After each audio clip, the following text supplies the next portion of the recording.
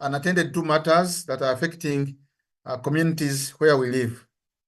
Importantly also, we use a tool of partnerships in delivering this service. And so tonight, I am very happy to receive our partners from the Uganda Police Force who are going to speak to us. We use partnerships a lot because we do not have all the necessary technical expertise and experience and logistics to deliver the service. So when it comes to that, we normally use the right people who are able to deliver it, to do it best with us. We have a long-standing vision of pursuing a lasting and documented partnership with the Uganda Police on a number of matters, including road safety awareness, where they have a lot of expertise, and community policing, where they equally have a lot of expertise. I hope this becomes a leeway to achievement of that. We have a disaster at our hands.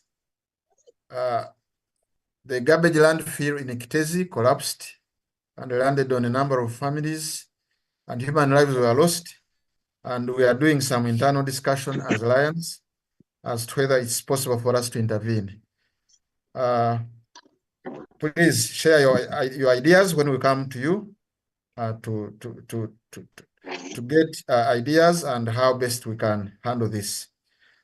In case the numbers rise to beyond 100, because we have not been able to upgrade this link, we are going to have a standby link through YouTube, and this will be shared shortly on the platform in the fora of participants, but also in the different fora or platforms, so that people can join, as many people as possible can join. Also importantly, this meeting is being recorded on YouTube, and so let's try to keep quiet. Let's observe the etiquette so that the records which are going to be saturated for a long time after this meeting are clean and good. Thank you for listening. Without wasting time, I want to invite our presenters to come on board. Thank you for listening.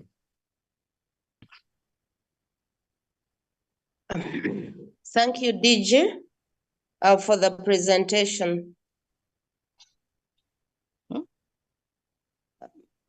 Our host, can we continue?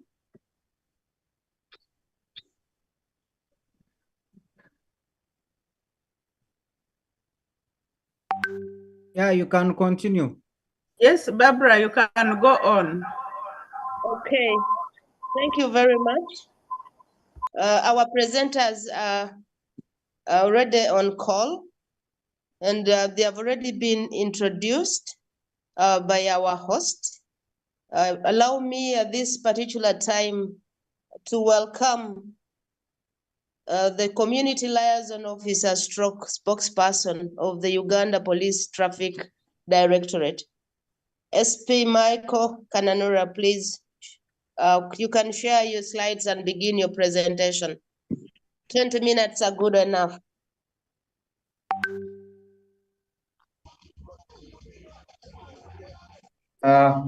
Thank you so much, Madam Barbara. I'm privileged to be on this forum. As earlier introduced, I'm Superintendent of Police Michael Kananura. I'm the Community Liaison Officer for the Directorate of Traffic and Road Safety, but I also double as the Public Relations Officer.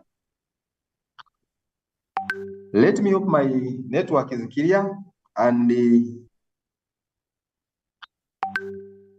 are loud and clear, sir.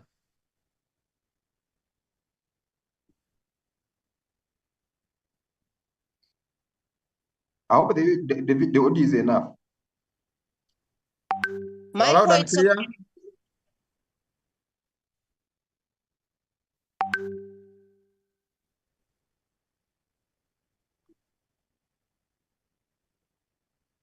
We are not getting you now. And unfortunately, I'm using the internet to connect to the laptop, but when people now call here, that's when we get the disruptions. But I have a slide to share. Landry, yes, I've sent you the slides. Come again. The slide is being shared. The slide is being shared. Let me see if I can share Can we them. view it? Can we view it?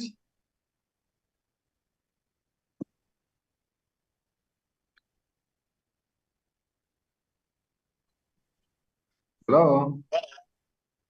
Can we view the slide? Yes, someone is handling. Someone is handling. Be a bit patient. Okay.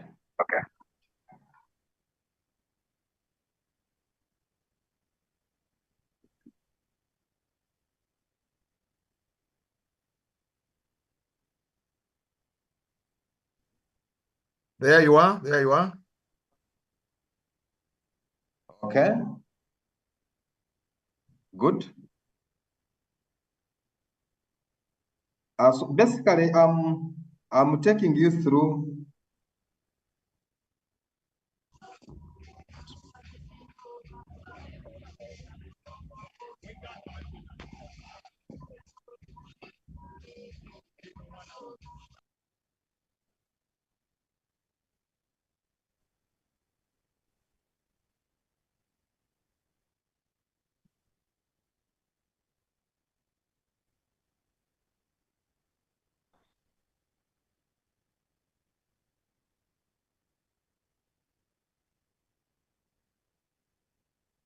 Hello.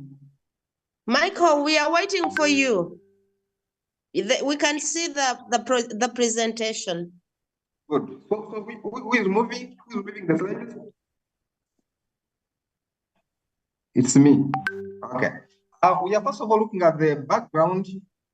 We are looking at the road traffic death and or statistics or the current situation of road safety in Uganda. This meeting is being recorded. And we are saying that the amount of the reported fatalities in our country increased by 6% from 4,534 in 2022 to 4,806 in 2023. The number of serious injuries increased by 9.9 from 15,227 in the year 2022 to 16,736 in the year 2023. And those that sustained minor injuries increased by 86%.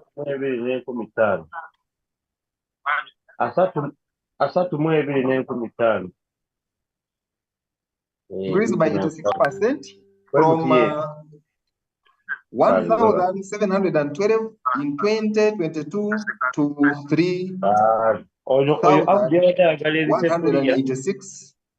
Some people, I think, should do mute. People in the background should mute. People should mute.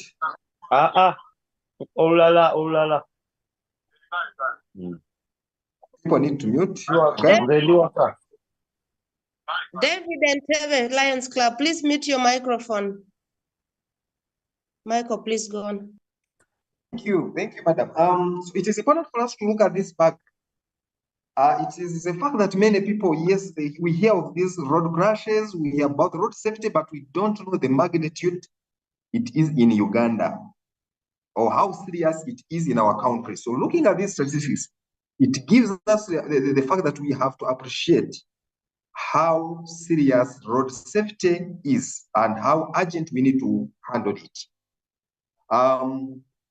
Vulnerable road users who constituted pedestrians, pedecyclists, and motorcyclists made up to 85% of the reported death.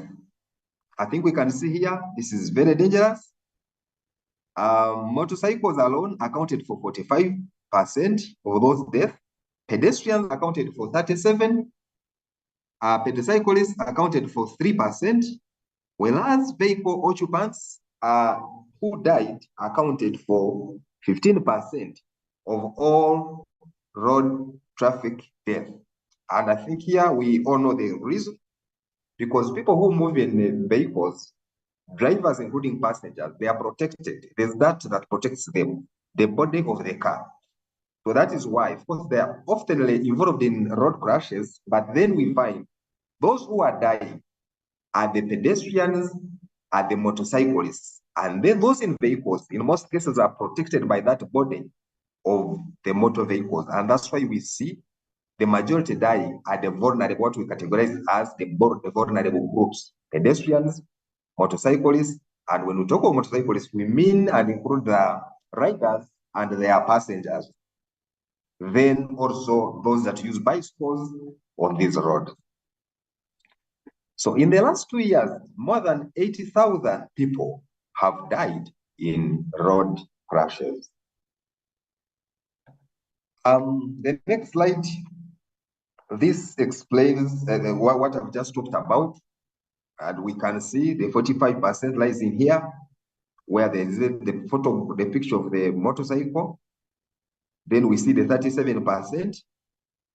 Then we see 3%. Then we see the steering represents the drivers, and the vehicle represents the passengers. So altogether, it was 15, as Aria explained. The next slide, we looked at fatalities over the last 6 years. We want to see from the year 2017 up to today, how has been the trend moving? It has been increasing. If you can see in 2017, we lost 3,500 people. In 2018, you can see the number 3,689. In 2019, 3,880. 2020, 3,663. Here we see a reduction, and the reason was because of the lockdown during COVID. So that's why we had fewer numbers registered compared to the year 2029. Then in 2021, as the lockdown was over, then people started moving again. We saw the number rise to 4,159. In 2023, the numbers went up to 4,534.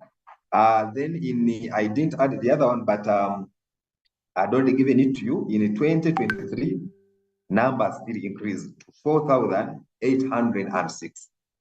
This year we are only halfway, and we are still compiling. Probably at the end of the year, we don't know how it will come out, but in most cases, these accidents keep on increasing, probably due to increasing motor vehicles. Day by day, people get money, they acquire more motorcycles, they acquire more vehicles, a lot of traffic on the roads, pedestrians, motorcycles, motor vehicles, and all that. The next slide, we also looked at fatalities by gender, and we saw that of the people that died in the year 2023, men or male contributed to 74%. And then female or women contributed to only 26%. In our discussions, I think we shall need to look at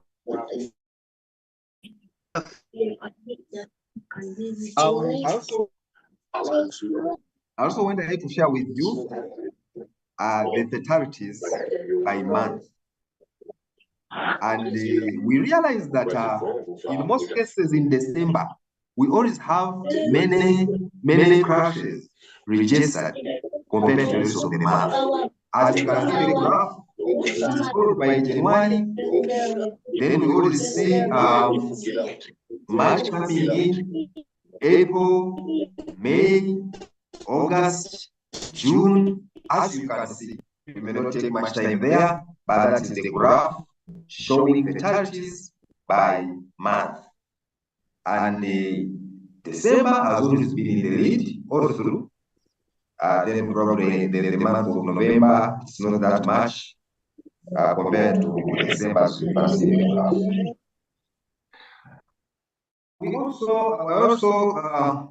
looked at the crashes by time of day, and we noticed that from the time of 6 in the up to 8 in the evening PM, we always register many crashes compared to the rest of the time of the day.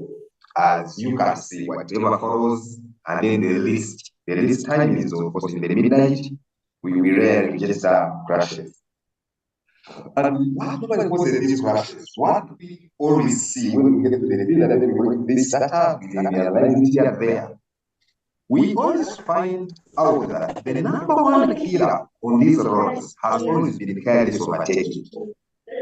Careless overtaking or improper overtaking. Situations where we are driving on the roads, we cannot see ahead of us some good meters, but then we find ourselves trying to overtake in corners, sharp corners, on hills, overtaking on zebra crossings, overtaking in busy places, overtaking even when there are many vehicles ahead of you, overtaking when another vehicle has started overtaking either from in front or from behind.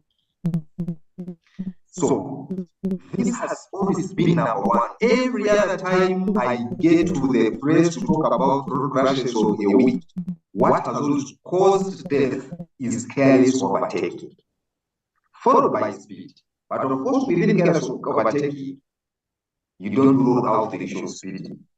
There is nowhere one attempts to overtake and then they don't speed. In most cases, they find themselves violating the law of speed as they try to overtake, because it's when they are accelerating so fast to make sure that they get ahead of the people they are trying to overtake, and then we find speeding coming in. So speeding has always followed.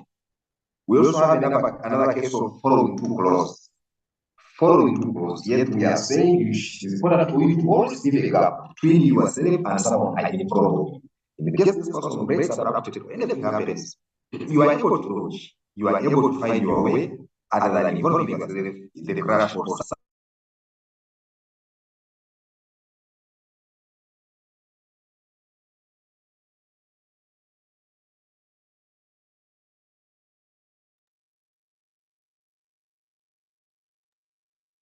Hello, presenter, are you there? Yes, only that you had muted me, but I'm back. I don't know where my slide. Okay. Can we all see now?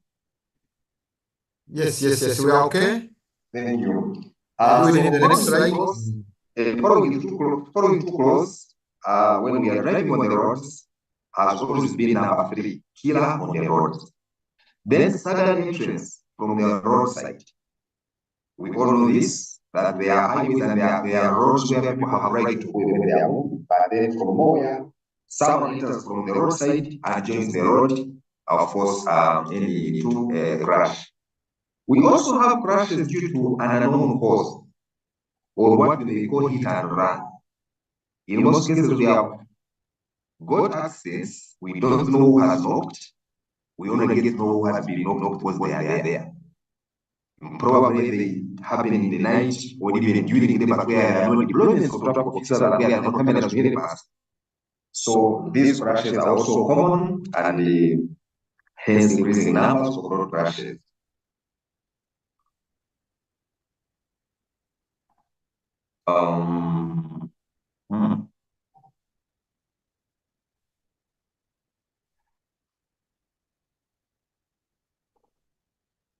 I want to continue to the next slide.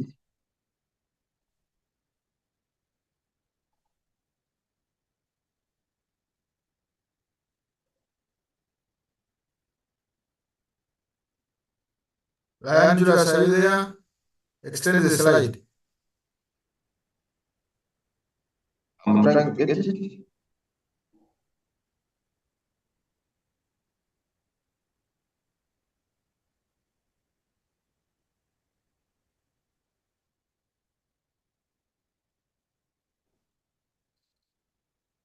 Okay. Okay. Are we together? Yes, please. Please. Oh, thank you. Thank you. Now, all this has been looked at. What is causing all this? We have seen the situation, but then the question is, as traffic officers, as traffic police, where are we? What are the interventions? What are we doing to make sure that we try to reduce all of this? We are not sleeping, of course, and on our interventions, I looked at enforcement. Enforcement, we are on the forefront, on the front line of enforcing laws and regulations of traffic in the country. And we have always conducted operations. Some of you would have come across them, or to operations targeting border borders that don't have riding licenses, those that do not have crash helmets, because we found out that most of these people who are dying, they die simply because they don't put on crash helmets. Those that don't use reflective jackets, period riding means carrying more than one passenger on your motorcycle.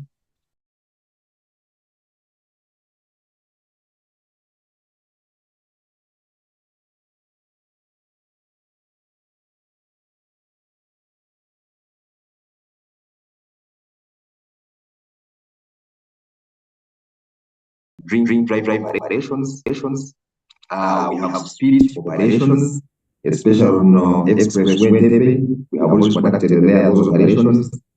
You have seen us conduct the silence, operations on illegal silence, loop lights, and those that have modified lights on their motor vehicles. Because why these modified lights? In the night, these lights are not good at all. They inconvenience other road users, hence these crashes, especially head-on. We also go ahead to conduct the test learner driver competence. That is the IOV. For most of you that have driving licenses, you know what I'm talking about, you know how we go to them, and this is what we do. Then also we do regular inspection of vehicles to ensure that they are roadworthy. And who does this? It is us, and then with the help of the inspector of vehicles, or IOV, who is also a police officer, who is a specialist in that area. Other interventions, we have training of drivers or riders.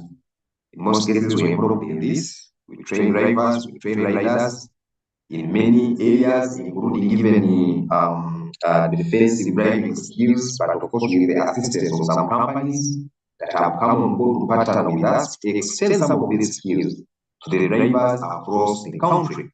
Especially, we always target the public service vehicle drivers, those that drive omnibuses, those that drive buses, to ensure that the people they are moving are safe. We also, of course, conduct investigations in case there are these crashes. Then we do collecting data, crash data, that also, of course, helps us to target, to see how to position or to plan for the operations after getting the data. This, we have also not done it alone, but with the help of other people like the academia. They have come on board, like the Makere, the public sciences. It has come on board to assist us, to help us in as far as collecting this crash that is concerned, which has helped us to plan and know what kind of operations we conduct, what is killing people most. So all of these we are doing to ensure that really we have these crashes reduced. We also go ahead to use the CCTV cameras to apprehend offenders. All these cameras, of course, they are not many on our roads, but the few that are there, they help us to capture these offenders, especially those that violate the law of speed.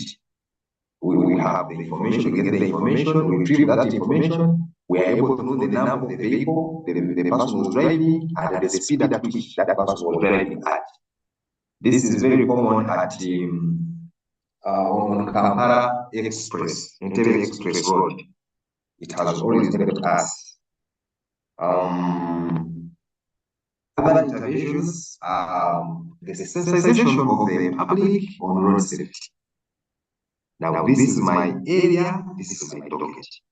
We target market vendors, border riders, school-going children, passengers, churches, mosques, taxi drivers, bus drivers, lorry drivers, pedestrians, and many others, with the aim of promoting behavioral change. If you look at what we discuss as the cause, the major cause, really it is human factor. So if we can choose not to speed on the roads, if we can choose not to overtake carelessly, I am telling you, we are going to have these crashes reduced. But of course, most people, they drive on these roads looking for checkpoints, traffic officers. Where the traffic officers are, it is when they obey and they become so good.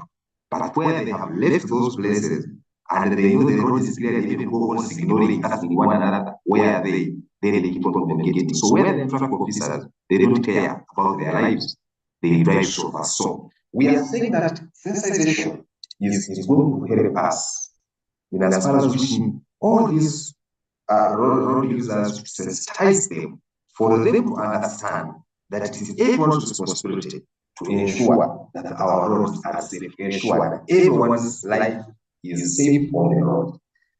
And in so doing, what are the challenges that we meet? The challenges that we meet, the traffic flow is a major task in cities.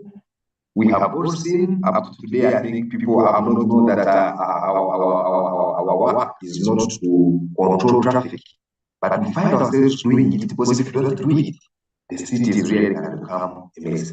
So we have to come up and do this, but it is not on our core mandate. We are supposed to be doing the enforcement, but then you cannot do the enforcement when the vehicles are stuck. I've always had people complain that why do we stop vehicles in the middle of the road as we check for the tickets, that we are inconveniencing people. So now you can imagine if we decide to just do enforcement alone in the city, those here will come. So that's a major concern, because we will be doing the enforcement, but we can't do enforcement, especially in the cities, because of the jam. So we find ourselves instead controlling the traffic or the jam other than enforcing. Limited resources, that is obvious, both human and non-human. If you look at the vehicles we have in the country, vis-a-vis the traffic officers that are on the road, we are very few compared to the machinery. If you look at the border borders, we have more than 3 million border borders in the country. I have always looked at these the traffic lights.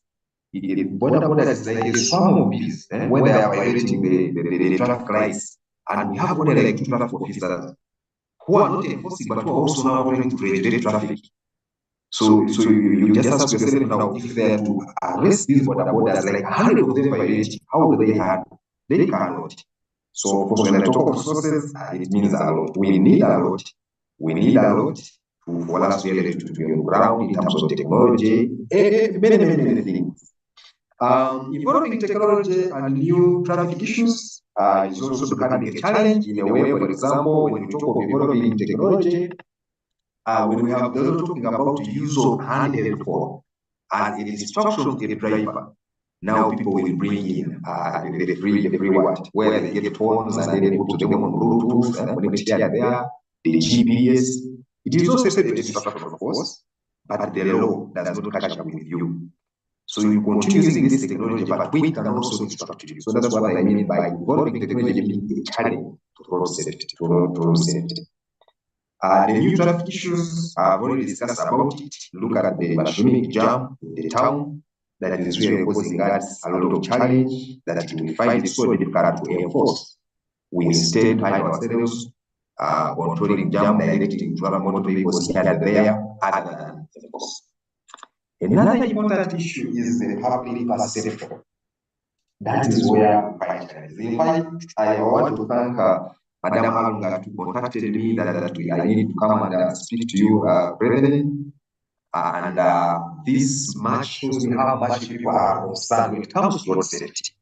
And you bear me witness from the statistics that I shared, either you have always heard of them or you are hearing them for the first time. You will get shocked and say, kumbe, people have been dying this way. Actually, according to the statistics of 2023, every day we are losing 13 people. Then those that would go with those that would be injured would be more than 40 something. So if we lose 13 people every day, that is a lot. And then no one is mind. So I thank you that the Lions have come on board and say, no, let's hear from the side of traffic. Probably I don't know what they follow, but I know what they follow will be something positive. But if people have not fully conceptualized road safety, every time we talk about road safety, people's minds run to traffic. When we talk about crashes that have killed many people, immediately people think of traffic. What is the role of traffic? What are they doing? They start accusing us of those things, not knowing that for sure they are also supposed to have played their roles, which they neglected, thinking it is the role of traffic alone, it is the role of government alone. No, everyone has a responsibility, has a role to play in road safety. So this is where we get challenged, where people don't bother. Let's look at churches. I would even have churches talk about road safety. Have someone particularly to talk about road safety. If someone goes to church with 3-4 people on a motorcycle, let them be talked about, let them be told and warned. You also what was in COVID. We were very serious that even the pastors would tell people, please make sure your hands are washed, make sure your masks are on. So this is how serious it is, that we really need all to come on board and understand that it is a serious matter that needs ongoing efforts. We also looked at the strategies and the opportunities and communication strategies. I had looked at it. Then community engagement and education. This, we believe this is what we are to have.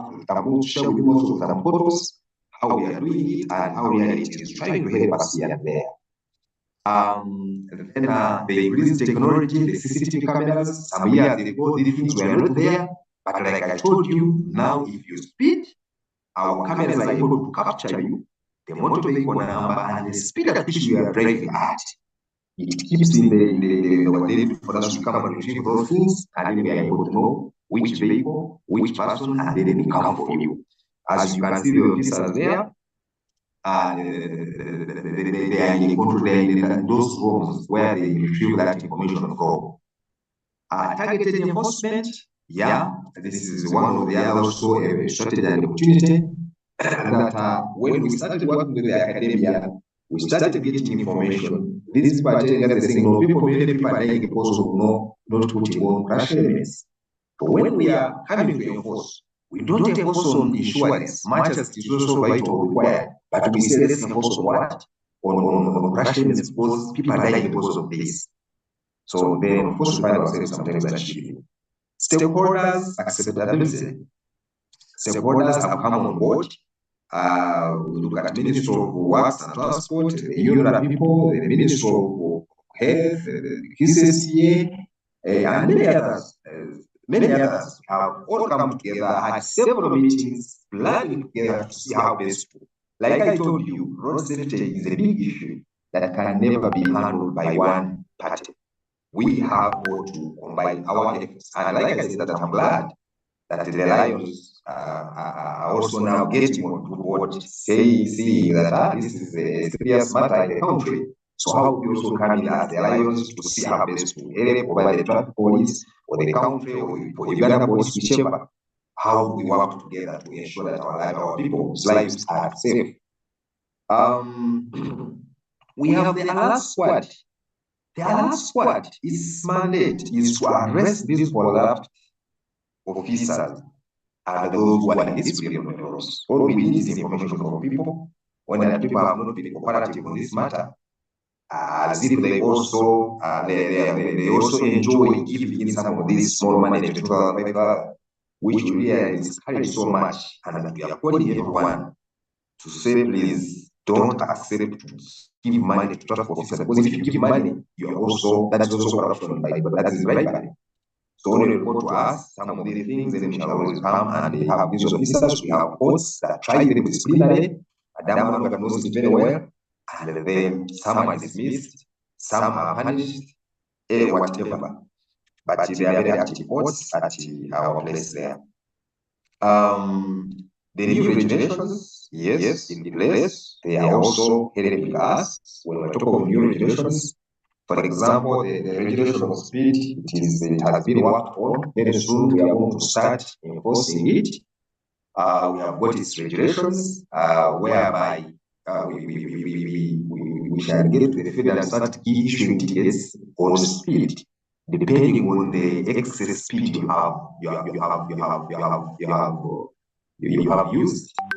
And so it has been planned in a way that if you have more than like 30 plus 30 on top of what is required, for instance, if it is 50 kilometers per hour, you're driving 80 kilometers per hour, then that's when you give them a ticket of like 1.5 million or above. Then if it is like 5 or to 10, we are saying let's give maybe like a ticket of 100,000. All that has been taken before, and very soon we are coming in the field to start putting it into action. Other new regulations, soon we are looking at also passengers. Passengers on bodabodas putting on crash elements. You see, when you look at the use of the helmet and forcing these bodaboda riders to put them on, it is also important for us to know as passengers that they are equally important for us as passengers in these motorcycles.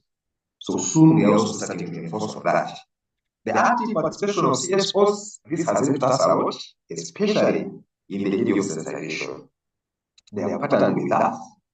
We have moved to various parts of the country on ground with the help of these people. They have provided some resources here and there, and we have reached out here to many communities, trying to sensitize them with the aim of promoting behavioral change. Next, so now I come up with I'm going to summarize on road safety sensitization. This we do it in form of physical engagements, where we get to communities and engage them physically, talk to them about road safety. We get radio programs, we get television programs, targeting all road users. And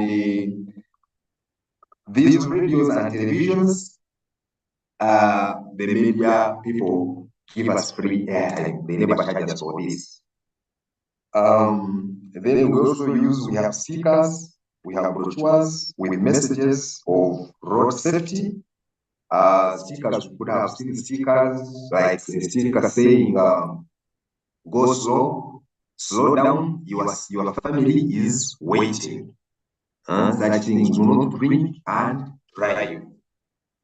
And many of them, and we issue them out. Bodabodas put them on their motorcycles, motorists put them on their motor vehicles. Also, social media campaigns and other communication channels, for example, X handles or Twitter. For some of you follow, we have always put messages to try to give information or to educate the communities on road safety.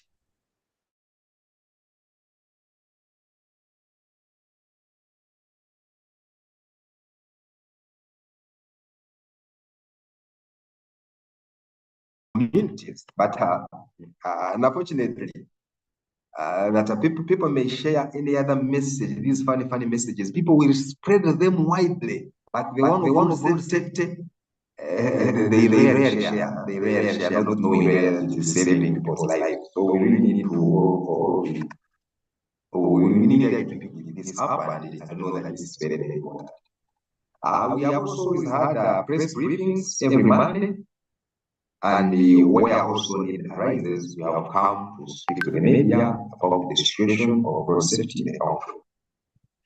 We have training in partnership with other stakeholders, different trainings that we conduct, targeting like what I talked about, targeting the public service vehicles and many other.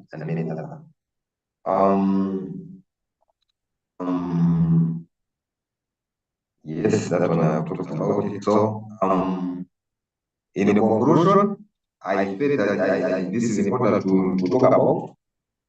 Road safety is a collective effort that involves government agencies, stakeholders, and the public. Road safety awareness is key in as far as promoting behavioral change among road users is concerned. We are all ambassadors of road safety, and by implementing this, Uganda aims to reduce accidents, save lives, and create safer roads for everyone. We also always share our toll-free number. Then my personal number is on the first page. I will show you, I will give it to you so that you can take it in case of anything. You share with me on WhatsApp or you can call. But our toll-free number is that one, 0800 199 099. Because there are a lot of violations that happen only that they don't reach out to us, and our police officers cannot be everywhere. That's why we are calling the members of the public to be vigilant and share with us whatever they see that is not right. Below, I went ahead to share with you a few pictures of what we do in terms of sensitizations. You can see that was a school in the west there, where these are primary pupils, and this is helping us a lot, people. Most of these children, I'm happy, they know these things, like the road signs. They know them, even what their parents do not know. These people know them. We interact with them, they are very good. And the teachers are doing a good job. They are also really teaching them about road safety. So we are only adding our voices. And I'm sure some of them, when you see some of these children tell you that is put it in a seatbelt before you start, you just know that we have emphasized on that, and they are now much more mindful about everyone's life or health in the vehicle or on the road. So that was in Imbarara, that was in Arua, that was in Arua, and we are doing this in partnership with the Vivo Energy people. So if there is any lion there in Vivo, I really want to extend my gratitude and appreciation. They have helped us a lot, these people, to extend some of these campaigns to primary schools, even going ahead to donate crash elements. You can see that is in Guru. That is the school in Guru. And after teaching them, we donate some crash elements. We have always seen how our children are put on these motorcycles, 4, 5 of them. No one has a crash element. So even teachers need to take it upon themselves and know that it is bad, that it is dangerous. To put more than 2, you find 3 or 4, you find 2 families coming together to hire one motorcycle, always go to put their children to school. It's very dangerous. So, and these campaigns here, we have done them in all major cities of the country. I think we are now remaining with Bari, but all the others, Toto, think of Masaka, think of Barana, think of Ulila, think of Guru, think of Hoima. We have visited them, and besides, we also conduct defensive driving trainings to the drivers of buses and minibuses in those areas. That was a place in Potosho. You can see that the Reverend Father, and we are talking about road safety. Sometimes I get to the television and we talk about road safety. That was I was at Salama TV. Then that's the enforcement I was telling you about. You can see that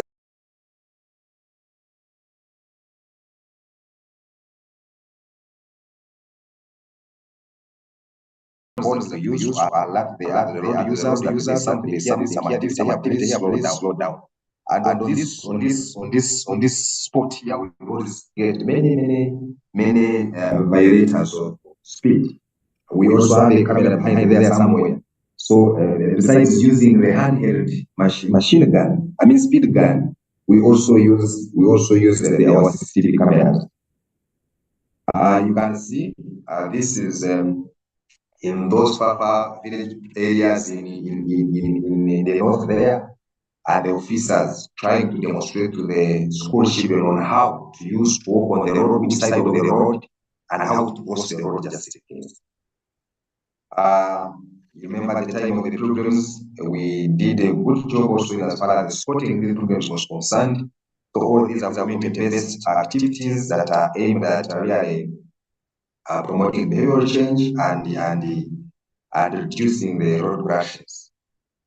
There is a sensitization to the market vendors. Market vendors, I forgot to tell you that why pedestrians are involved in road crashes is because most of them are not in the busy places. Markets that operate along the highways, they are a problem. And also to places that have new roads.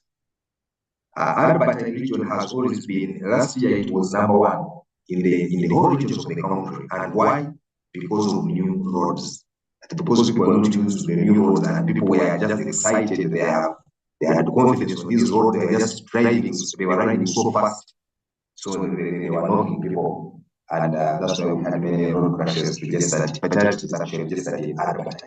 So this is a sensation to the market vendors, those that operate alongside the highway. Yeah, an officer is interacting with the pupils in one of the schools in the western.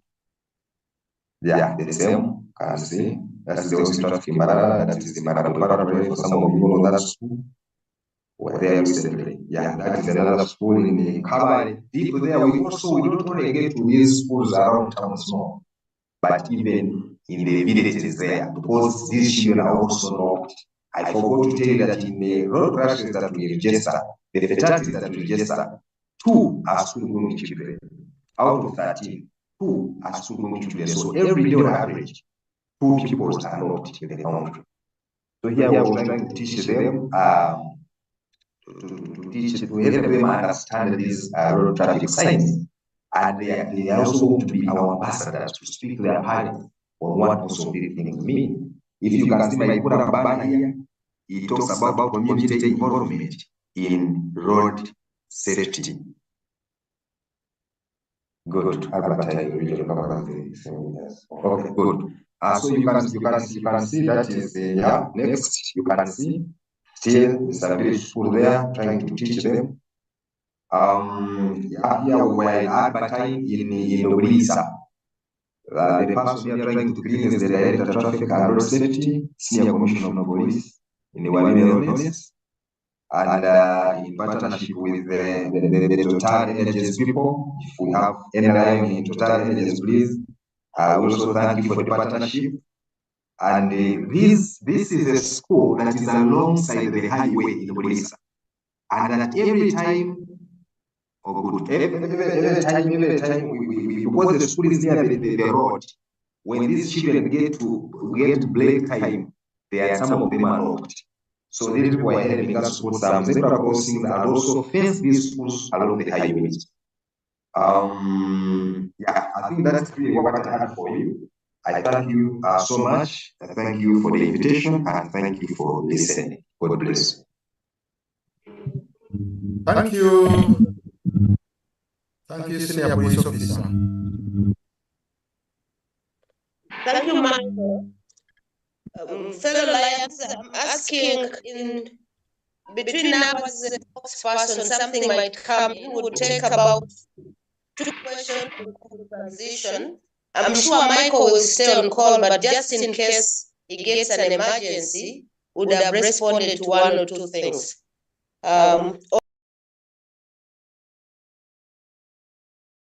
Club also compliment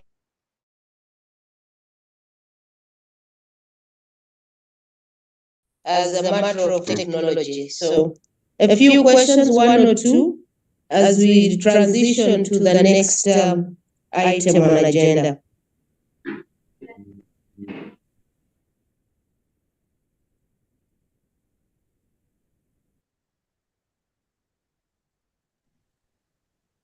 Line Barbara? Yes. You have a question, Lionel? Yeah, no, not a question per se, but Please go on. comment. There is also a hand from Anna.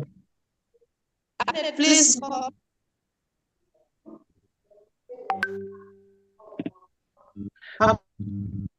Pandem Nara, thank you so much. My issue is about borders. I don't know what police has in regards to borders, but they have become, I don't know how to even explain it. Now, we no longer have a one-way in Uganda. I work on Nkrumah Road, but it's a one-way. I don't know how many people have got, like knocked because of borders coming from this side. You're crossing the road, you're only looking at the cars coming from Kampala, going to the Ginger side, and people do not actually mind about these borders coming from the other side. And I don't know how many accidents have actually happened there. On Entebbe Road, it's even getting worse. Those days we used not to see these borders on, one way. But these days, as you're coming on Entebbe Road, there are these outlets that they leave for the pedestrians to actually cross from one side. It's not so easy for one to actually cross. You're supposed to move to those, I don't know how to call them, outlets that they leave for the pedestrians to actually cross. But these border, maybe they're the very ones that cut to ensure that a border can actually pass through. So as you're driving on Entebbe Road, you see this border coming, wanting to join the road. And then you're forced to like brake. And it's I don't know even how to explain it. So And I think with the statistics, if we can go back, I don't know whether you have some kind of information in regards to that. These borders are the major reason as to why we have actually had a big number of accidents. Sometimes as you're trying to maybe prevent an accident, you're then swerving off the road and finding yourself somewhere, or as you're trying to save yourself or someone in your car, or trying to save this border passing, you're actually getting involved in an accident. I don't know whether they can open up a special section for border borders. This police specifically for border, because right now we need them. We can't run away from the fact that border borders are so important, because sometimes you abandon even your car somewhere and you have to jump on this border to actually reach you wherever you're going. But the rate at which they have become unruly is, if we continue like this, I don't know where we are going. Maybe they open up a special unit for only border borders, that on every road that is entering Kampala, or even somewhere else, border borders are supposed to actually follow the rules. We used to think that safe borders are better, but these days, even if you call it a safe border, you stop on those lights and you'll be shocked at how the safe border also follow the other borders. And so you wonder what happened.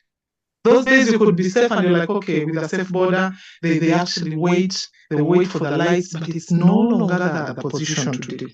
So Mr. Kananura, what is it that they can do for us? Because it's getting, you're here driving, someone is behind you, sweet, another one is behind, another one is in the side, and before you know it, you're actually losing concentration.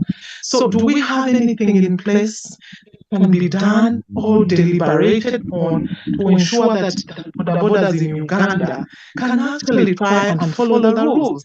Because I imagine that with doing that, then certainly we shall be able to reduce the numbers of accidents in one or the other. Thank you very much. Lion Barbara, here, another one. Annette, we have heard your concern. He will respond, and we move into another session. Yes, Lion DJ. I just had something. I want to thank Fande Kananura for giving us a big overview of the traffic program and the challenges they face. One of the challenges they face is human resource constraints. and I cannot see it being sorted soon. Could they consider to enlist support of citizens in one way or another to help them manage, the problem of road safety on the roads? And before he goes away, I want to take this opportunity as the chief lion of the district to invite him to become an insider in our association. We have an insider by names of Barbara Rungat, and it helps us to move smoothly in the direction of partnerships. I am wondering whether he can also come on board. Thank you. Thank you, Lion DG. The whole CNA, you said there was a hand up. We could take that one and then we move. My hand is being up. Please, Yes, please submit. Thank you so much. I take a note of the efforts of the police, and that is very good. And thank Afande for the information.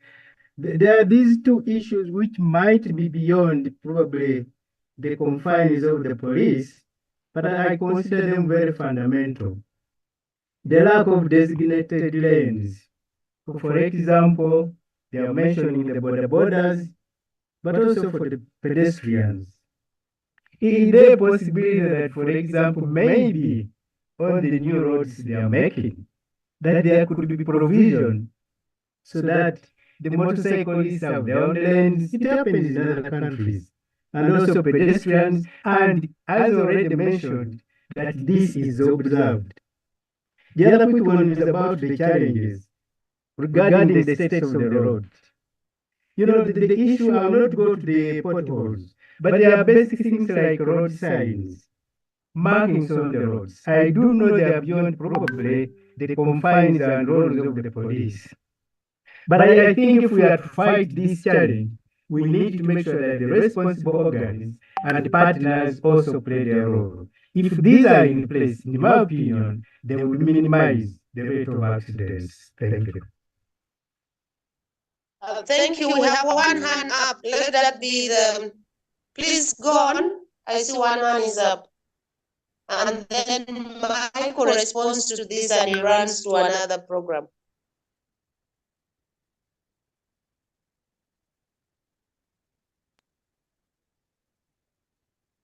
Hello. Okay, Michael. I think it was lowered. The hand has been lowered. Michael, please. Your operational response and policy matters are welcome. Before you. Okay.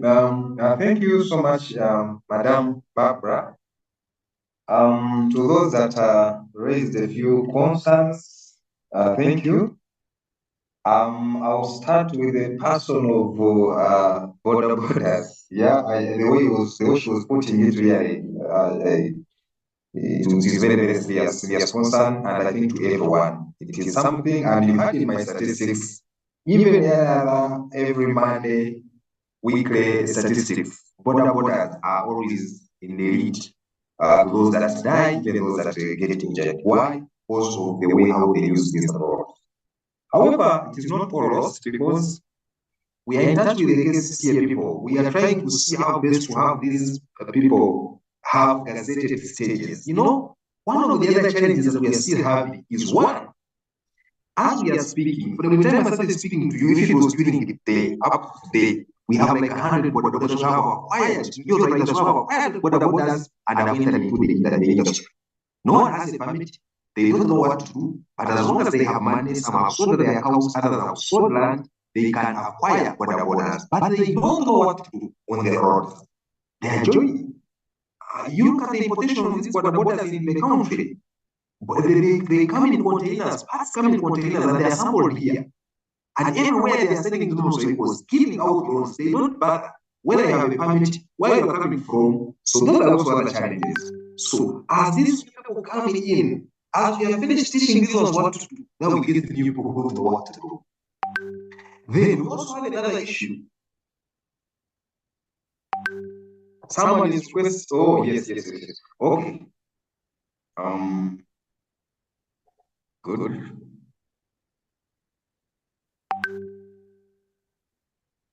Now you can see me. So then we also have another challenge, whereby these stages that we have, because they are not gazetted well, someone will come from Mbiti, someone will come from where they get their like 5 clothes for each day from Monday to Friday. They put them on their bodies. They come. They have no stages. They stage wherever they find. To the following day, they remove the first cloth. The second day, they remove another cloth. As they are working, they don't know what to do. They don't know where is one. They don't know where is which one is which. Nothing. So all those are challenges. But we believe that when we gazette these stages and then we register these people, we know who is supposed to be where. When and what, all this is likely to help us. So we are in this partnership. We have many stakeholders on board trying to see how best we can organize this border borders. Of course, we don't leave out sensitization. Sensitization is very, very key. Someone also raised the issue of, but also on that issue that Madam raised, right, as passengers also, we need to really be careful on who we use. You are like you have put it very well. We cannot do without these border borders. Even I, for one,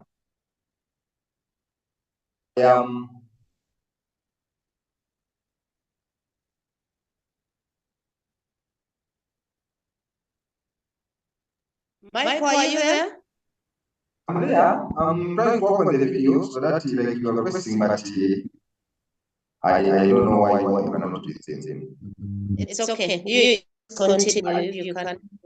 Okay. So now, border borders, as we use them as passengers, I was telling you that I, for one, sometimes I use these border borders. You are going for the talk show, you are led there, you are late, there is jam everywhere. You just park the vehicle to the next police station and jump on border border. So we cannot avoid using this border border. But now, as passengers, number one, why would you sit on a border border that already has a person? Number two, may I not sit on a border border that does not have a helmet or a reflective jacket. And if it does not have a single helmet, I will not use it. Someone who is drunk, you get to know someone is smelling booze or someone is smelling drugs, the marijuana. So why do you risk your life? Don't. Even when you sit there not knowing and you see someone the way they are writing, someone is writing you, they are smelling their clothes are smelling. Please, it's your life. It's your life. You have to speak out and say, stop, I'm stopping here. You get another border. You even see the way how they maneuver and do that jam. You tell. A border can never be a border with violating traffic lights when I'm watching. I cannot. And that's why I say that road safety is everyone's responsibility. As a person, they have a role to play. Play together. If we do all these things together, I'm telling you, we are going to improve our roads for safety. Then our host talked about how he sees that there's a challenge in manpower. That is very true. And he's saying how best can you bring on board other people to help you. We have tried that, my brother, but it also comes up with its challenges. As people are crying of corruption of the officers, now when you bring these other people, it becomes terrible. You know, human beings are very complicated to control. We have tried to have some of these border riders trained as road safety ambassadors. And we are saying, please go and train other people, teach other people some of these small things. Allow border, for example, to put on a the draft man may not see this, but for you, as someone said, take it up. So what happens? They move on, you find them with uniforms next day, they have hours, they have authority, they are harassing people here and there, they get people, they start intimidating them, I'm taking you to police, if not, give me money. So these are the challenges, sir, but this is what we also have to do. Otherwise, if we have some other people to help us, but there are some who are genuine and good, like the draft wardens, we have them, and they are really trying to help us here and there. Someone talked about the important issue of lack of lanes. We don't have pedestrian walkways. That is very true. And that is the issue, not to do with traffic, but our other stakeholders, the UNRA, Ministry of Works, but of which, of course, we want to understand our budget and all that. But I believe all that is planned for the new roads. The things are going to be catered for, but as you know, current situation may not be favorable, where we still find people constructing in the road reserves. So for even to extend them, they need money to be compensated. That is not our rocket, but that's where what I can talk about. But I agree with you that most of these pedestrians are not because they have nowhere to walk for. So if you can have this walkway, would be helped. Look at Queensway, where they are now using the upper side. At least has minimized jam, and it has also minimized accidents involving pedestrians. Thank you so much. Thank you. Michael, we look forward to your future engagements, and we thank you for the work you do in community affairs of the traffic department. Also, members here agree with you that we need to continue sensitization of the borders and enforcement and networking with stakeholders. We can set you free. On behalf of the DG, we thank you and all the Lions of Uganda. We appreciate your support, Michael. But if you have time, please hang in and listen to us. As we transition, Friends Lion Cabinet Secretary, can we have a short video on awareness of trafficking in persons and smuggling of immigrants as we wait for the next presenter? Lion CS, please. I think it's with Ronnie. Ronnie can help us.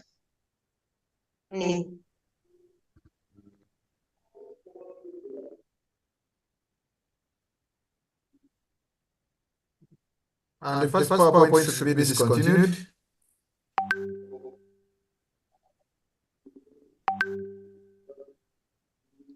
And Michael, stop sharing, then the other can come on. Let's see how we can share this video. It's on YouTube. Just show it. All right.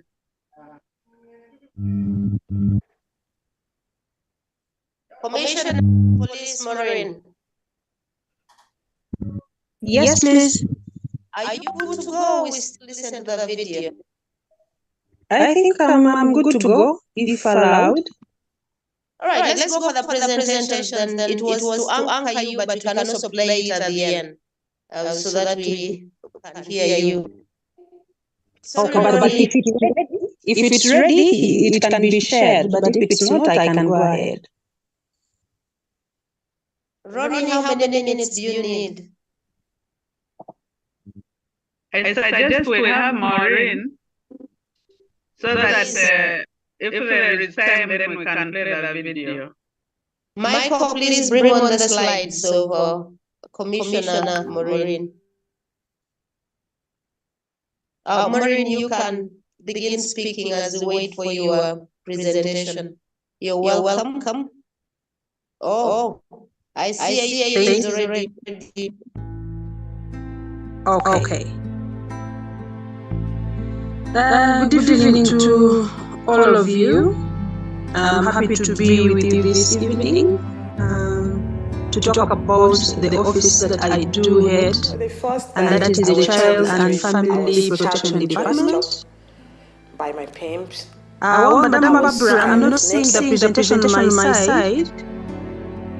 I don't know if everyone can see I it. couldn't stand it. I ran and ate myself at the back of the trash bins because I was so ashamed. I thought that I was so depressed, very sad, but members of the Lions Club should know the genesis of the department. I lost my dignity as a woman. It began in 1995 as a gender desk. The reason why it acquired its name that time is that the women at the time were having so many family-related issues, and domestic violence was on an increase, and many of them were dying according to the information that was reported. According to the cases that were being reported at police. This became an issue of concern. And of course, when there is domestic violence, children were also being affected. And unfortunately, it's the men who were the perpetrators, and most women were the victims. But it doesn't mean that the men were not being affected. It's only that what came out was the men were being portrayed as perpetrators, but they were not being portrayed as victims.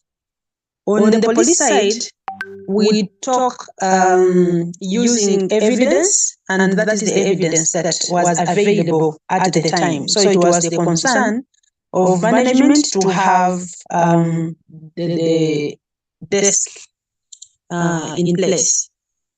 So 120 women police officers were trained because they felt that they could ably handle the issues in the department, and maybe because women being mothers and they are a little bit patient, they thought they can better handle the cases at the time. But to our surprise, as they thought that would be the best solution, didn't work out. The men protested and said, no, we cannot have only women working in this department, despite them being trained and deployed in all the districts of the country.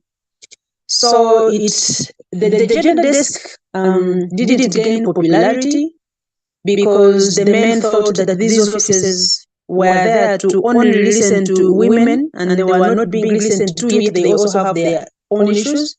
And they requested that men should also be brought on board. Those are the male police officers, so that they can also work in that department. And that was taken on. So in 1998, the office acquired a new name, which is Child and Family Protection Department, to suggest that a family is composed of a man, a woman, and children. In 2010, we became, rather in 2008, yes, in 2008 it was unit, but in 2010 we became a department. And more men started joining the department and spreading the gospel of domestic violence prevention, but also responding to other cases of child abuse. To date, we have more men, though we are not yet at the level at which we want them. More men are in the department working with us. But the challenge is that not many are interested in joining because they don't feel like it is a calling for them. They want the departments like traffic, where Mr. Kananura is. They want to join CID, the counterterrorism, and the other departments that are eye-catching but not child and family. Yet we all come from families. Before we join the police, we are in families. And once we retire, we go back to our families. And it's on record that for us to be able to prosper, for us to be able to do our work so well, and be fit in the society and contribute to the economic development of this country, we must have a peaceful family. But what do we see today? According to the statistics that we do have, we don't seem to be having peaceful families. However, we've not lost it. We are still doing our best. So that is a background about the department, and our mandate is to create an enabling environment in which children, women, men, and other family members' rights are recognized, first of all. And once you recognize them, you respect them, then you promote the rights, and then you protect the rights. What is eye-catching here is that we are including other family members' rights, because in our homes we live with with the housemaids, with the shamba boys, we have relatives, and we also have friends. So in case their rights are violated in that circle, they can also be helped. So we no longer prioritize, we no longer listen to only women and children, but we also listen to men. And something to note here is that men are victims of violence. But the unfortunate bit, because of patriarchy, that says or tells men that they should behave as men, they should be strong, they shouldn't cry, and they shouldn't be seen whining around. They shouldn't throw tantrums, unlike the women. When we are growing up as children, our fathers and mothers teach us, we girls, that it is okay to cry, it is okay to air out whatever is not okay with us. And then we grow up knowing that whenever I have something bothering me, I go and talk to my mom, I talk to my dad, I talk to my other siblings so that they can help me out, which is not with the boy.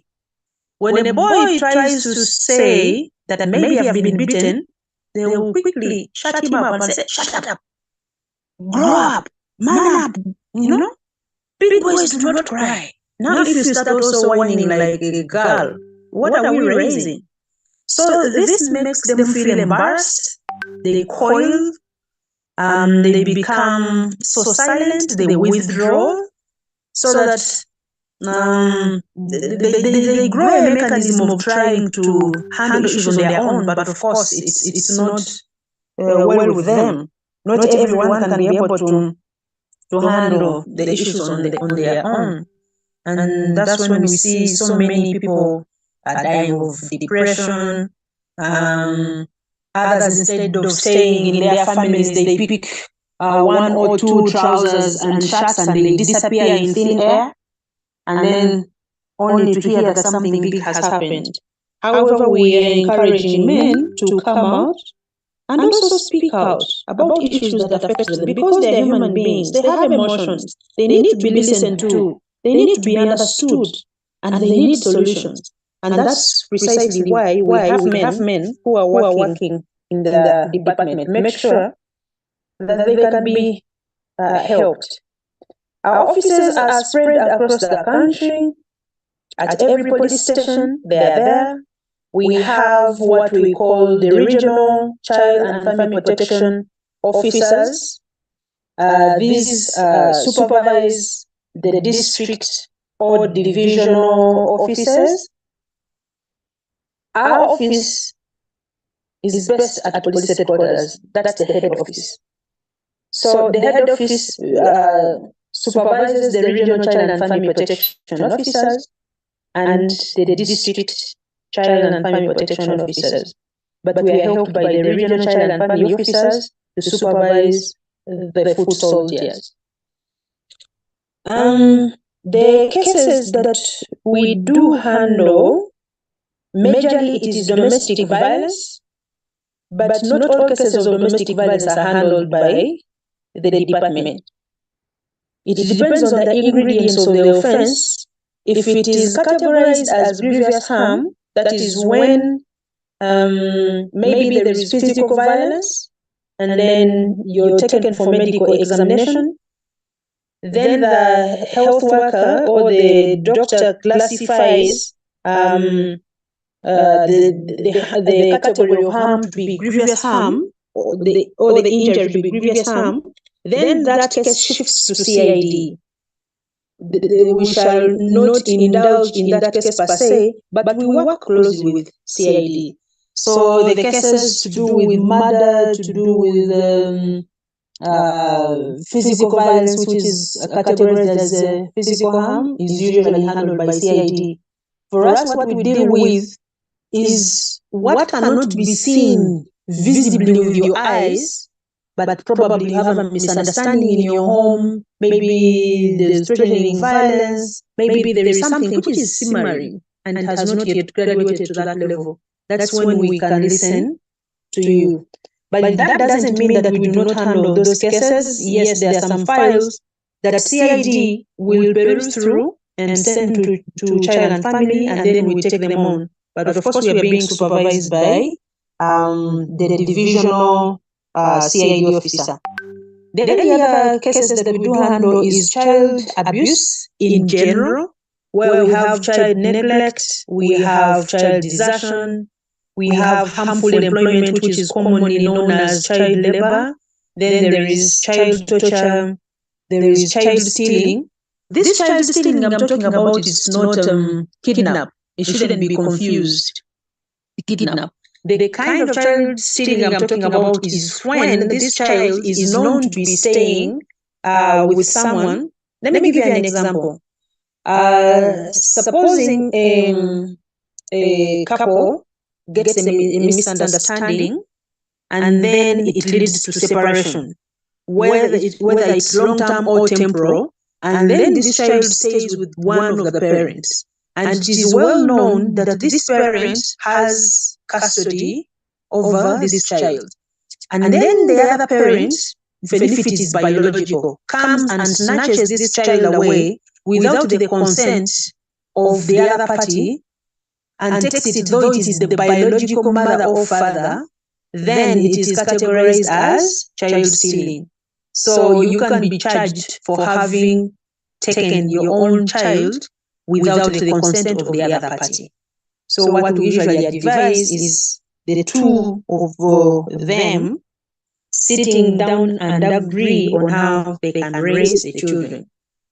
The department also deals with another issue. It's not a case, but this is the biggest business that we do handle, where we have children who get abandoned in hospitals, others are thrown in toilets, or rather pit latrines, and then others lose their way. So we gather them at police station where we have child reception centers, and we take care of them temporarily before we refer them to children homes or we resettle them with their families.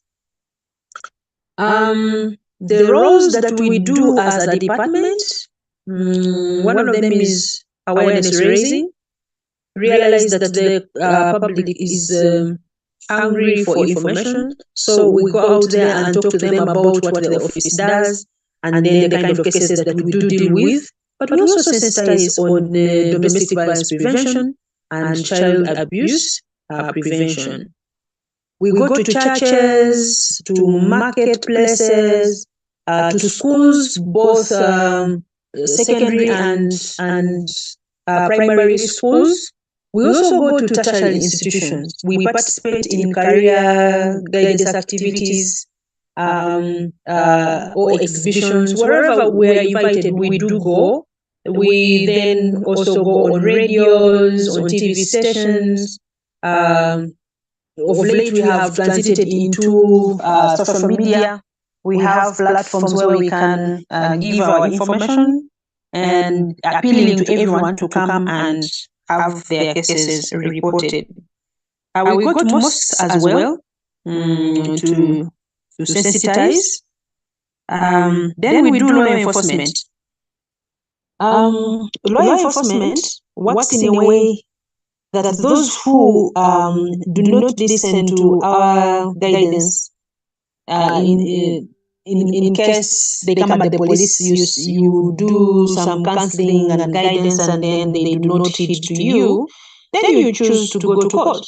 However, there are some cases that we do not mediate at all because according to the law, it's an offense. We do not sit and try to negotiate on cases where they're supposed to proceed to court.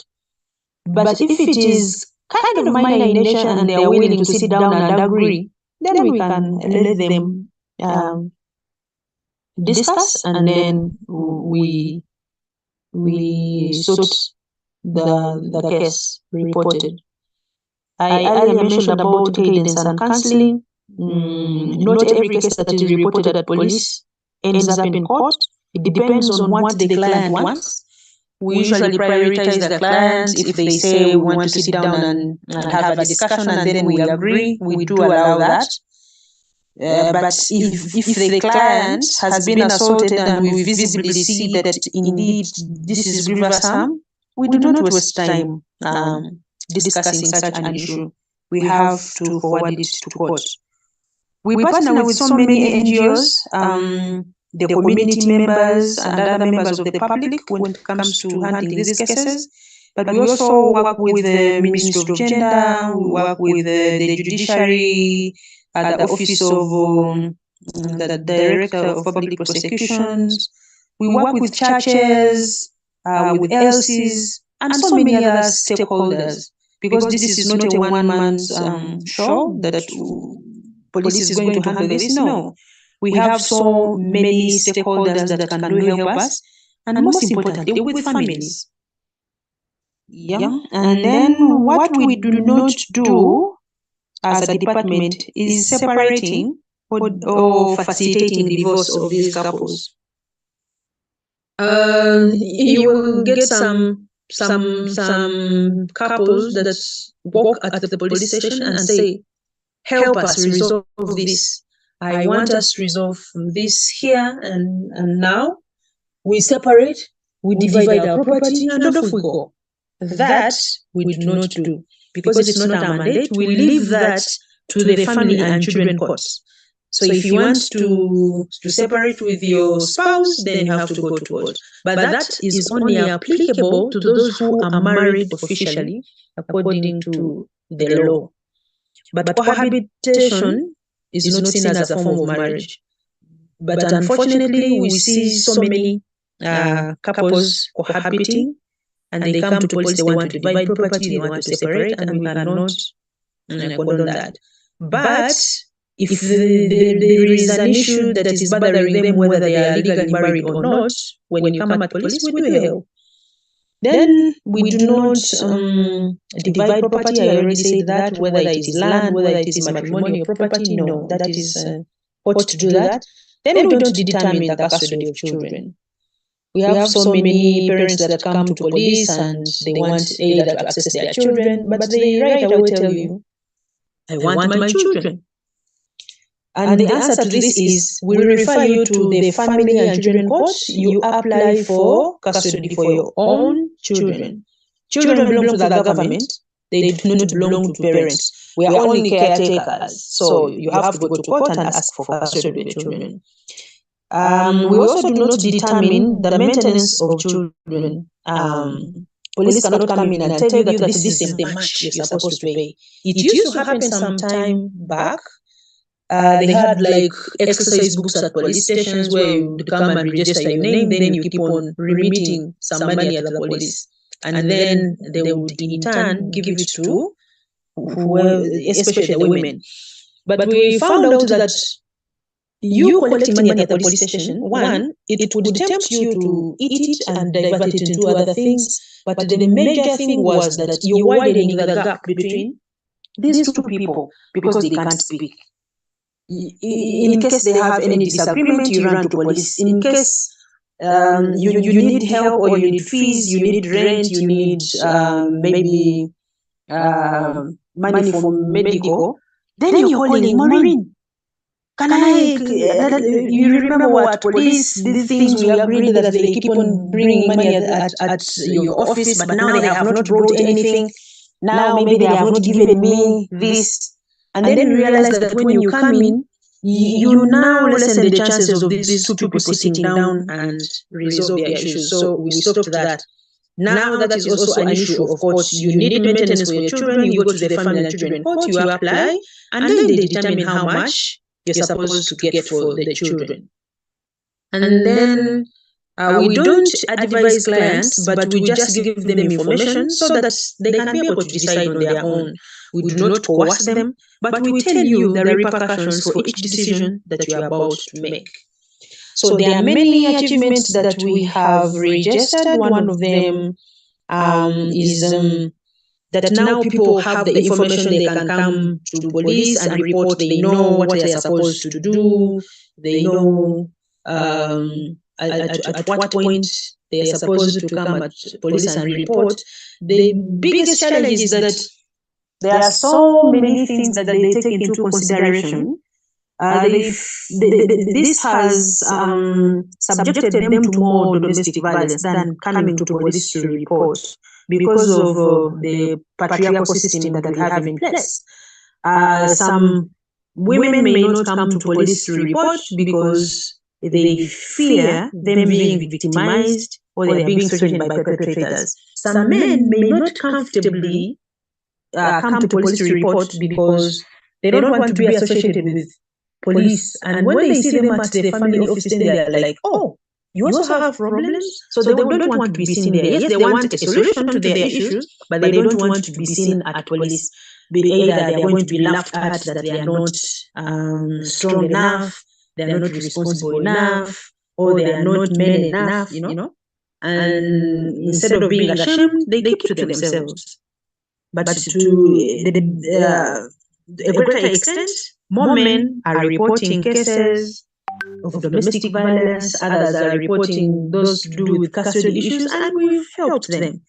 Then there is good networking and coordination with other stakeholders, like I mentioned earlier. The successes we do achieve is the contribution of each one of them. And then there is a good working relationship with the community.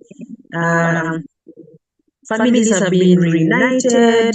The counseling services are going on. People's property rights have been protected, and we are working together to have this violence prevented. We have a good relationship with the media because they do give us free airtime. Like every week, everyone is at either a radio or a TV station talking about all this. We have a good working relationship with the Interreligious Council, where we are given chances to go to mosques, to the churches, to make sure that we sensitize on this. So that's a good thing. However, we still have challenges, and one of them being ignorance of the community. The community members do not have information on domestic violence. There are certain things that they do not consider as violence. They condone it. Others know it, but they do condone it. The perpetrators are not arrested, or if they report today, they are the very people that come back the next day and withdraw this case.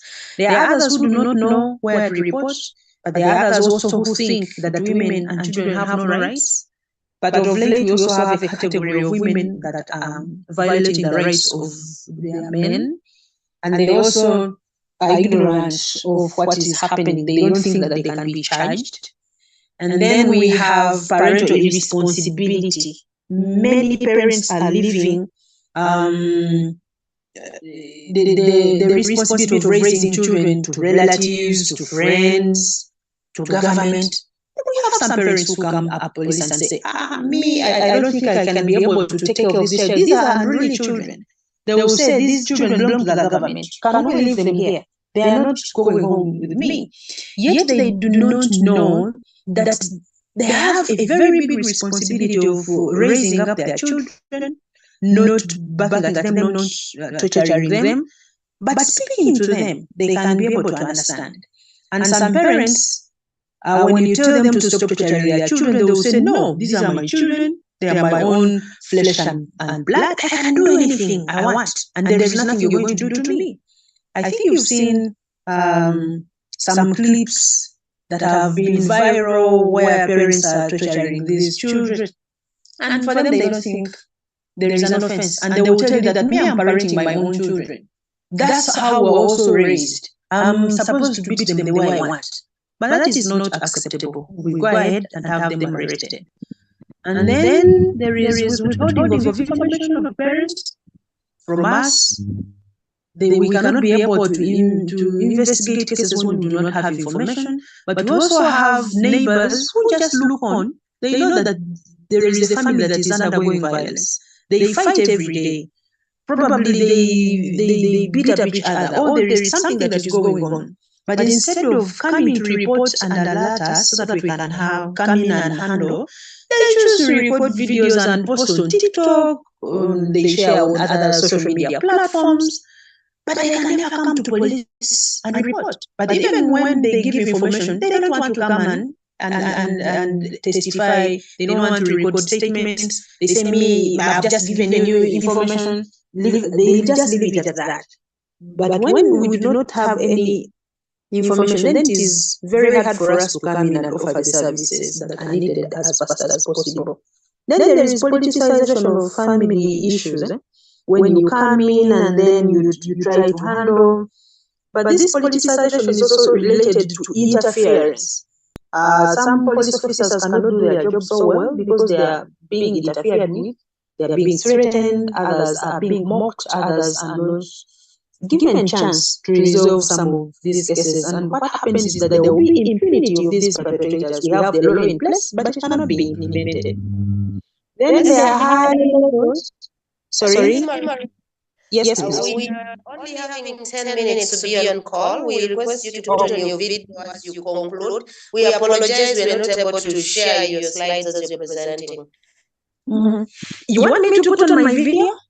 Please do as you conclude so that we can, the lions of Uganda and the people present can visualize and meet you next time and say, hello, SCP Maureen. Okay. I didn't want to be in a place which has a lot of echo, but since you requested, I will do that. I don't know whether I can be seen now. Yes. Yes. Yes, we can see you. You go on. We are seeing you. Okay, so that is basically what we do. But as I conclude, I want to talk about the strategies that we have in place. Is that we do engage men as one of the strategies to help us prevent this kind of violence in homes, because men are the pillars in the home and they must take a lead, like the Bible says. And they must work together to protect the rights of their women, protect the rights of their children, together with us. So we use champions. We have male police officers who we do work with, who goes out in the community to spread the gospel. People are tired of listening to us as women. They say we are feminists, but a feminist can be a man, can be a woman. So on a positive note, we want to front the men because we know they are perpetrators, yes, most of them, but they are also victims. So if we work with men, we can ably prevent this kind of violence because it does not segregate. Whether you're a man or a woman, whether you're educated or not, whether you're rich or poor, it affects us the same. So we appreciate that, and then we want the men to come back. Don't run out from your homes, come back, take position, and make sure that you provide a good guidance. And then we do continued awareness raising because we know that many people out there need information. We need to keep on talking about this vice so that we can have it done away with. And then lastly, we try to talk about these issues of patriarchy, to make sure that everyone is looked at as a human being who has rights and they can be able to express themselves without fearing anyone. Yeah, I think that is what we do. There are so many other challenges because we have inadequate manpower, but we are working around to make sure that we can recruit more in the department and be able to listen to these cases because there are very many of them. Like last year, we registered over 14,000 cases, but those are the only ones that were reported at the police. How about those that do happen in communities or in families and never get to be reported? So that's what we have in place. Thank you. Thank you, Assistant Commissioner of Police Maureen. I need the guidance of the DG here. Can we take one question? There's a lion who says there are so many videos that they see that are brutal on social media. He only wonders how it ended. One question, and then I give it back to the host.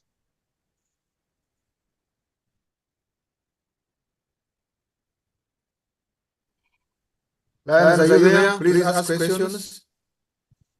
I think some have gone for supper.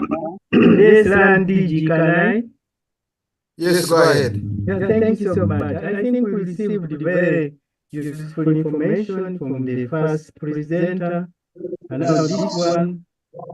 And as our saying goes, that where there is a need, there is a lion. My question is, how can Lions clubs be guided to make a contribution, especially in the areas that have been identified about the police, also about the traffic and the safety, road safety rather, and then now child family, knowing that, probably we need to have a way forward where we finally have inroads in finally making our presence and contribution noted, especially in those areas that have been identified. This would be probably coming from the police officers who are presented. They may want to say, as Alliance, maybe you can do the following, but also from the district service coordinator, the GST, or even from the DG, so that the clubs are guided that these are the possible actions and participation that we could engage in. Thank you. Thank you, Dr. Kasoro. Alan, would you like to contribute? Yes, Randy. Yeah, thank you so much. Barbara, thank you for getting us the best on this topic, community policing. The purpose of this presentation was to create awareness, and I'm sure that as they presented, you could see there are so many areas where we can come in, especially from the first presenter. It's creating awareness and making a contribution that can be felt as Lions working together with the police department. For instance, when he showed us examples from their sensitization programs, working with schools, working with community civic engagements, radio programs, program targeting road users, where we can come in and work together as Lions and police to make an impact in creating awareness. What the immediate presenter has just presented. We come in as women and children. You can see that there are so many areas of child abuse, child labor. She has hinted on most of these. It is our duty as Lions, especially those in the docket of GST, see how can we come in. And I think this is not the end. We must have another engagement and talk more about this. Thank you, Thank you, Alan. Thank you, Alan, Dr. Wilson and other Lions. Please take note that now we have some docket specific road safety awareness, which we have created this very year in view of the fact that it has become a disaster. Our assessment was that it's necessary to take necessary action, participate in averting this disaster. Road carnage is a disaster on us all as families and as a nation. We also have another sub-docket on child safety, which we created also as a result of knowing how much we are facing as families and as human beings and citizens of Uganda. We also have another sub-docket on mental health awareness, which again affects our children so much. And so these ones brought us to think that we are not experts in many of these areas. We need to work with people who have the necessary expertise, the necessary experience, and probably even the logistics, the necessary logistics to manage what we are venturing into. So it's a good beginning point for us to engage with these experts in these areas. And then as we move out into the population, and more importantly, we live in the population. And the police itself is eager to work with people who are close to the majority of the population, and we are one of them. So as you rightly heard from Maureen, some people just observe bad things taking place, but they never raise a finger or raise information to the police. So we are that kind of set of people who cannot sit back and who shouldn't sit back when there is a crisis. So those are some of the areas we can intervene in, but we want to ask Maureen and Michael if they're still around, also to tell us what we can do. But before they do, I remember that in the like in traffic, one area we hope to use is the area of using stickers, information, which they have shared with us already, but we cannot use it without their permission. We thought we would share branding of such a sticker, which we shall share out, and we can't do it without their permission. So as we get closer and talk, we shall find a middle path in which we can together work on to deliver awareness in their interest and in our interest and in the interest of our nation. Police officers, over to you if you have additions that you can give us. Please, your microphone. Maureen. My sister Maureen. Yes, please. And then someone is asking that how long is cohabitation expected to last? They have taken 20 years. Are they still cohabiting? Your final shots.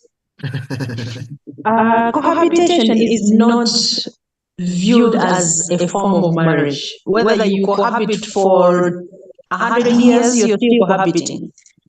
And you do not have, you cannot enjoy any rights that the marrieds are enjoying. For example, there is a protection of property.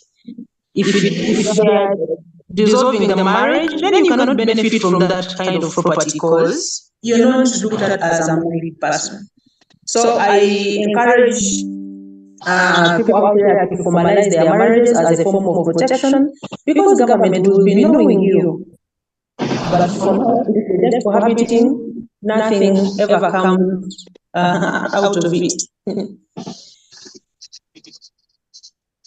Yeah, that's what I think. Maybe one way we can partner with you, I will also be sharing through you, Madam Barbara, I will be sharing the toll-free lines, so that the stickers rather, so that you can help us to disseminate them to other people, so that people can get to know the existence of the toll-free lines and report cases at police stations.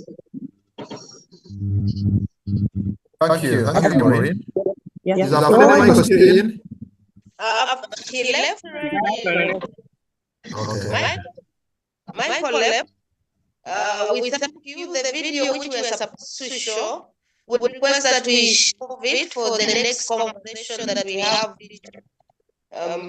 Today we have not had time, but for the next conversation, we thank you for the opportunity to do service through community policing. Back to you, host. Thank you so much, Lan Barbara. Thank you so much, our dear presenters. I think I would like to hand back to our district governor if he wants to close this, then we can sign out. Thank you. Thank you, Global Service Team Coordinator and First Vice District Governor. This has been an exciting evening for us as Lions.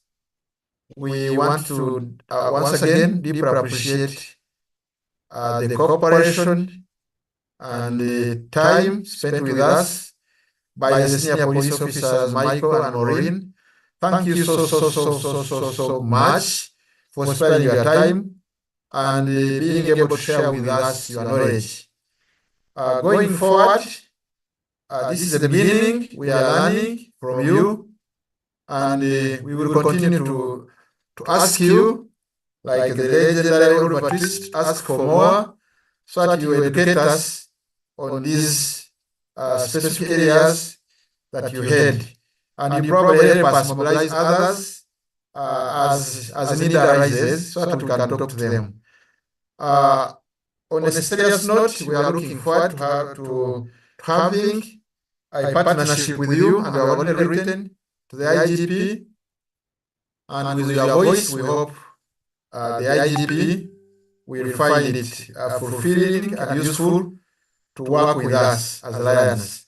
Lions are volunteers, big-time volunteers with a worldwide network and therefore we also know a lot about handling neglected sectors and behaviors and problems that are affecting our communities. So we can be a useful asset or partner for, or vehicle for you to do your work with. With those remarks, I want to once again thank all the Lions who have participated in this talk show. And going forward, we would like to have this going on. So Lions prepare and invite others, other Lions and members of the public as the situation requires. This talk show has been well recorded by ATV. I want to appreciate him and the team for that job well done, and it will be put on YouTube for continuous listening and viewing. Our faces were recorded as well, so there is also the video part of it which will be portrayed in the YouTube. With those remarks, I want to invite the senior police officers to consider to join Lions clubs. What we are doing is part of what you do in your everyday lives, and therefore working with us would be great. And the other police officers of your stature, if they can come on board, they are very welcome. Lions is an extremely valuable organization to join. In here, you will expand your networks with other members of the public. You will come to learn about areas outside your dockets of work, because we touch very many fields and we have very many professionals. You have opportunities to be a global citizen, to travel near and far, and even tap into job opportunities, because actually international NGOs value your credentials of being a good Lion. So it's a wonderful opportunity that you can pick up and become Lions. Without wasting time, a lot of time, I want to allow people to enjoy their dinner, the evening. Thank you, Alan Tush. Thank you, everyone, Barbara, and everyone else for organizing this talk show.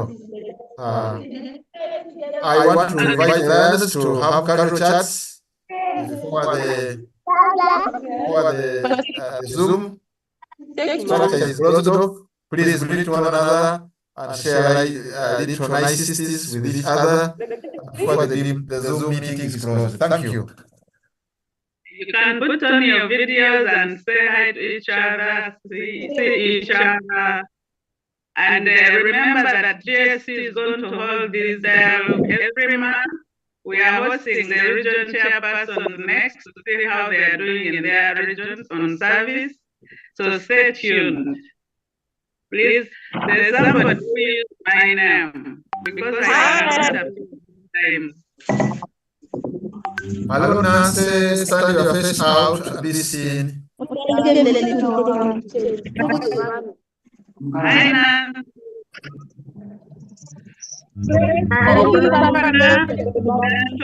Are you here?